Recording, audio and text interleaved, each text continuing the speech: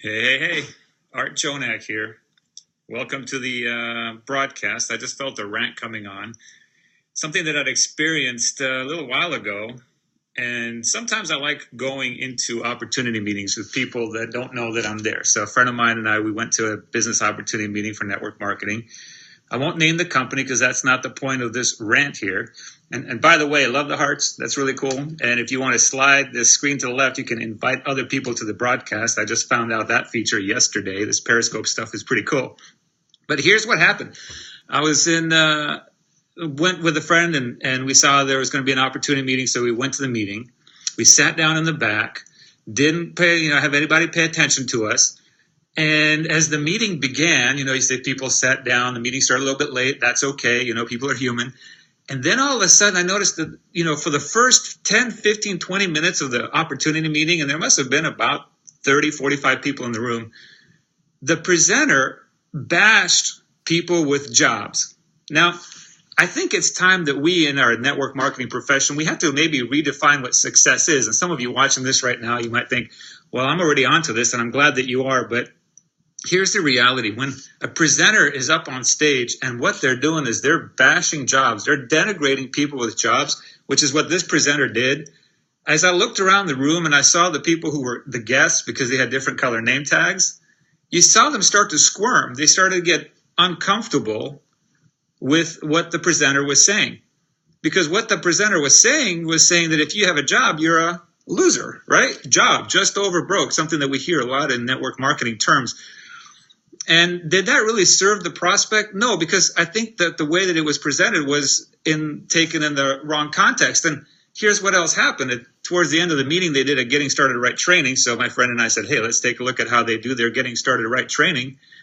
And during that training, they asked how many of you are interested in, joining and doing this full time. And at the end of that, they said, oh, how many of you in the room are already doing this full time? How many of you have quit your job because of our opportunity? And it was less than 1% of the room. Less than 1% of the room of people that were already in the business said they were full time. So think about that. Put on our critical thinking caps, because what we do as leaders is we need to look at the anomalies. We got to look at the way that we want to make our business better, get a better result.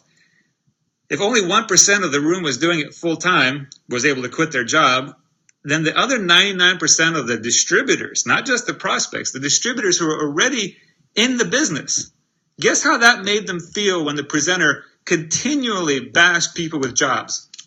Now, here's what happens, is that the presenter is not going to realize what they're doing because the distributors aren't going to quit in that moment. But what happens over the next couple of months, that the distributor is going to say, hey, you know what? Every time I go to a meeting, they make me feel bad about having a job. So they decide to quit, and you don't even know why they quit. They're going to decide, hey, what happened to them? The birds got them, as Jim Rohn says. And I think we need to redefine what success looks like in our profession. We can't denigrate people that have taken a responsibility to their family for having a job. I mean, think about it. If you read the news right now, there's a lot of people out there that don't even have jobs. They're happy to have a job. And yet here we are saying, hey, if you don't have a job, all set up, then you're a loser. And I'm telling you right now, it's not working, because the person that has a job actually has become responsible enough for themselves and for their family to take care of their family.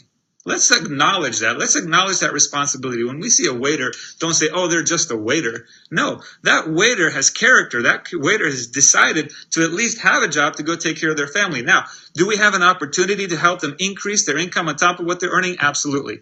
And for some people, for the people that are self-directed, that want to take this business and then at some point have enough income from their business to quit their job, that's available as well. But understand, at any point in time, as your organization grows from 10 people to 1,000 people to 100,000 people, probably 90% will have jobs. They'll have some kind of career, some kind of business. Some of them may even enjoy their job. You might have somebody on your team that's a dental hygienist, and she's been a dental hygienist for 15 years. And she says, hey, 10 more years and I can benefit from the retirement incomes. Maybe she actually enjoys her job, but she says, hey, if I join network marketing, I can have my $2,000 a month as a dental hygienist, and then $2,000 more a month for my direct selling business. So that's $4,000 a month, and I can get ahead financially faster. So why don't we welcome those people into our business? And you might be thinking, well, Art, is it really that bad? Here's my challenge to you. Go to Instagram, type in network marketing as a hashtag, type in MLM as a hashtag, and you'll see how we behave. You'll see people bashing jobs, and they're going to be talking about how network marketing is amazing because you get a Ferrari and a yacht and all this stuff. And here's what I realized is that the people doing the bashing of the jobs, in many cases, aren't any better off than the people who have jobs. In many cases, they're actually worse off than the people with jobs because there's certain people with jobs that have a nice lifestyle. They have a good income. But network marketing is a way for them to enjoy our products. It's a way for them to make some extra income so they can get ahead financially faster, pay off some more debt, get out of debt. It's a way for them to retire maybe a little bit sooner, or when they do retire, have a much more comfortable lifestyle so that they can go travel more than if they hadn't had that extra income, hadn't had that extra job. So we need to promote our opportunity with integrity. And the way to promote our opportunity with integrity is to promote a message that has integrity. So instead of talking about how jobs are terrible, jobs will go away, maybe Rob Boss will take care of it, what doesn't matter. What we need to do is we need to acknowledge the people that are responsible, that have jobs. Then we can tell them, by the way, there's a way to make some extra money on top of that job if you'd like to do that. And for those of you that are self-directed and that just don't like your job and are very unhappy there, well, then over time, as you build your business, you can also have a way to quit your job. But on that note, here's what I would suggest. Oh, that was low battery there. Is if you're making $2,000 a month at your job, and over time you make $2,000 a month at your network marketing business, and you quit your job, your lifestyle hasn't changed at all. As a matter of fact, you're going to have a whole lot of pressure on your network marketing business. But if you take that job and on top of that, you put the $2,000 with your network marketing business, now you have $4,000 a month. You've doubled your lifestyle. What can you do with that extra $2,000 a month? Because it's extra money, you can pay off your debt. So if you pay off all your debt, now you don't have to write an extra $1,500 a month for mortgage. So now you've got $2,000 a month from your job, $2,000 a month from your network marketing business, and $1,500 extra that you were paying to a mortgage company that you can now get ahead financially faster. And that's the goal. So embrace people with jobs. Don't bash them. Don't all of a sudden think just because I signed a distributor application, I'm better than somebody with a job. Because if you start bashing people with jobs, you're going to be bashing 90% of your organization at any point in time. And, well, your job is to not only bring people into your business, but keep people in your business as well.